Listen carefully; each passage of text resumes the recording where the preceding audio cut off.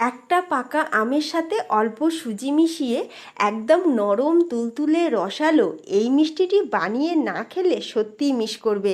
দারুণ স্বাদের রসালো মিষ্টিটি বানানোর জন্য প্রথমে আমরা পাকা আমের খোসাটাকে ছাড়িয়ে নিয়ে তারপরে এরকম একটা ছাঁকনির মধ্যে নিয়ে আমটা পাল্পটা আমরা বার করে নেব। তারপর গ্যাসের উপর একটা ফ্রাই প্যান বসিয়ে দিয়ে দেবো বড় চামচে 2 চামচ ঘি, আর তারপর দিয়ে দেবো হাফ কাপ পরিমাণে সুজিটাকে এখন আমরা একটু ভেজে নেব, তবে সুজিটা যেন লাল না হয়ে যায়।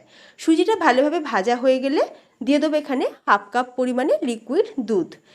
এই সময় গ্যাসের ফ্লেমটাকে অফ করে দেবো। তারপর যখন সুজিটা বেশ কুক হয়ে যাবে, মানে বেশ যখন সুজিটা সুসিদ্ধ হয়ে যাবে, দিয়ে দেবো এখানে আমের পাল্প দিয়ে একবার ভালো করে মিক্স করে নিয়ে চাপা দিয়ে আমরা সুজিটাকে রেস্টে রেখে দেবো।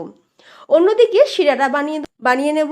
গ্যাসের ওপর একটা কড়াই বসিয়ে দিয়ে দেবো 1 কাপ চিনি আর 1.5 কাপ জল, তার সাথে দিয়ে দেবো 4টে ছোটো এলাচ। চিনি শিরাটা ভালোভাবে ফুটে গেলে আমরা চাপা দিয়ে রেখে দেবো। তারপর একটা স্টাফিং রেডি করব। একটা বোলের মধ্যে নিয়ে নিচ্ছি 2 চামচ ডেসিকেটেড কোকোনাট, 2 চামচ মিল্ক পাউডার আর 2 চামচ লিকুইড দুধ। ভালো করে মিশিয়ে নিয়ে এইরকম একটা পুর আমরা রেডি করে নিলাম। তারপরে যে সুজির ডোটা আমরা রেডি করে রেখেছিলাম সেটাকে ভালো করে মেখে নিয়ে এর মধ্যে দিয়ে দিতে হবে বড় চামচে 2 চামচ ময়দা আর 2 চামচ মিল্ক পাউডার। অল্প সামান্য নুন দিয়ে একটু ভালো করে এটাকে মেখে নেব। হাতে আটকালে অল্প সামান্য একটু ঘিও দিয়ে দিতে পারো।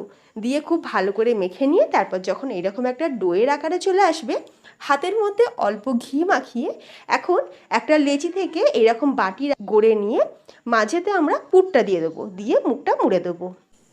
এইভাবে সবকটা আমের মিষ্টি প্রথমে আমরা রেডি করে নেব।